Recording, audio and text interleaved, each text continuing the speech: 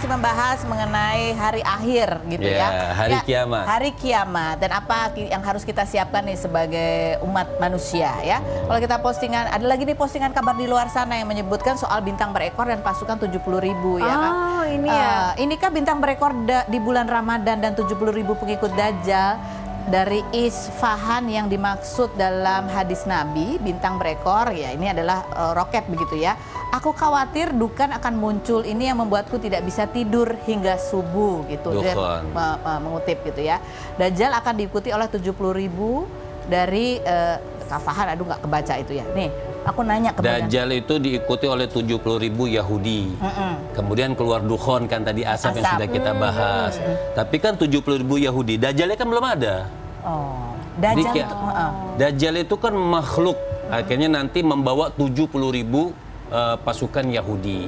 Dajjal itu kayak apa sih? Dajjal itu sosok ya seperti manusia, tapi dia punya mata satu.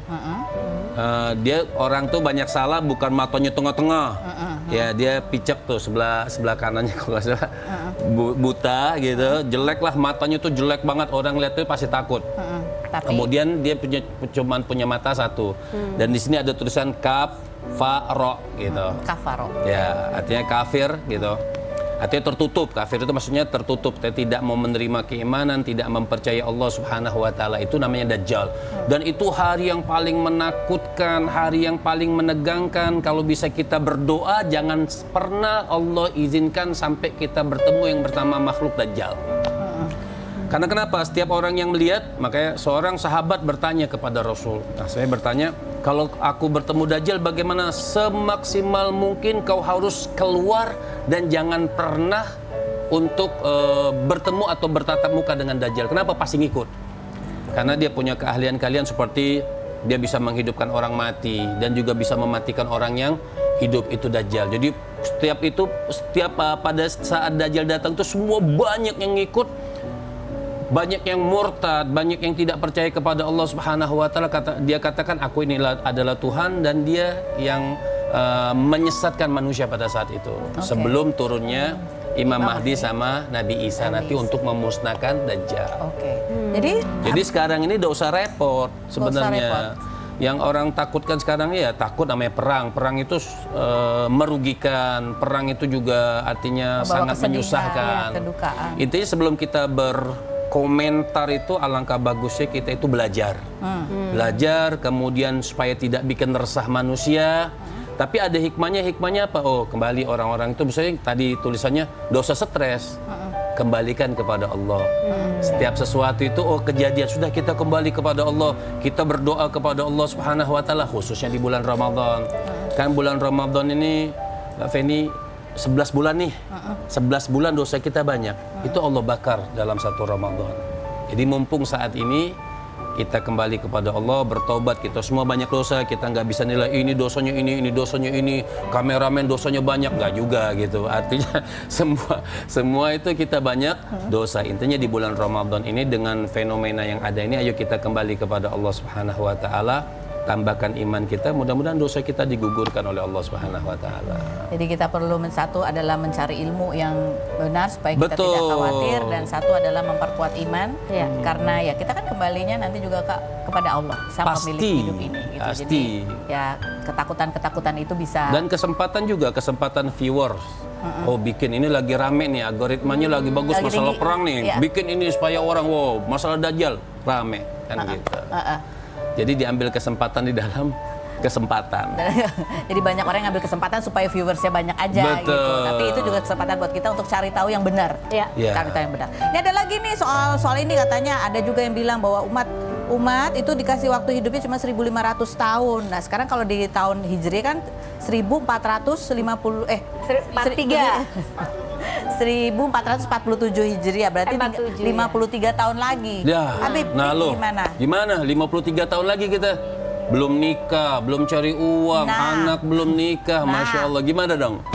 Artinya sebagian ulama mengartikan komitmen umat Islam itu tidak kurang dari 1.500 dan sudah terlihat.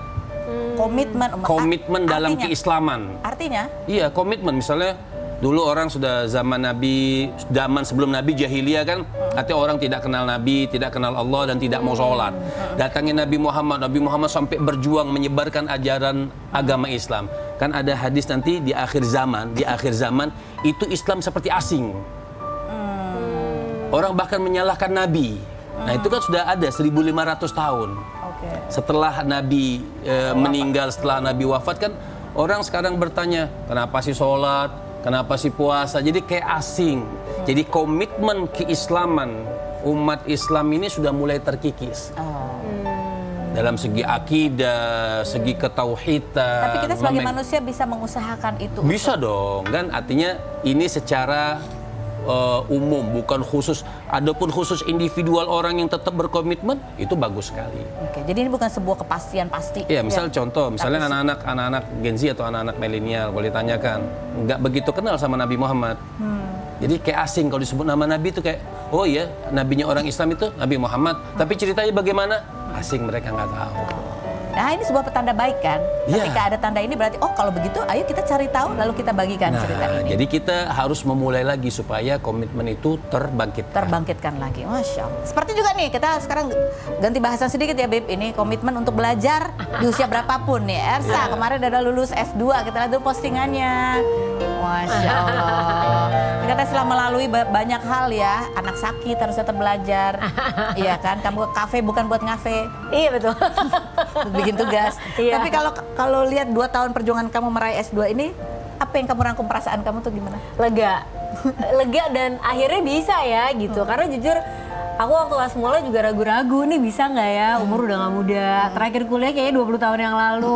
Masih inget nggak ya, masih bisa catch up nggak dengan tugas-tugas gitu.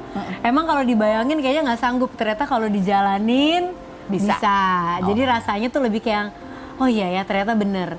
Belajar itu nggak ada batas waktunya, selama masih ada semangat bisa. Jadi maju dulu, jangan mundur. Iya betul. Iya, kan jangan mundur dulu, berarti maju dulu. Betul. Gitu. Terus ada apa nggak habis lulus mau ngapain gitu nggak? Belum, karena ini kemarin kan baru lulus sidang, nanti wisudanya masih akhir tahun. Terus sekarang nih kayak masih harus ngelengkapin semuanya gitu, ada revisi yang mesti jadi masih dikerjain. benar-benar belum selesai, lega Kak Ros, belum. Oke. Ini kamu katanya di laptop pernah tuh laptopnya rusak, tesis kamu sebentar ada di situ. Itulah salah satu cerita perjuangan. Rusak tiba-tiba mati, di sebulan sebelum aku harus submit semuanya.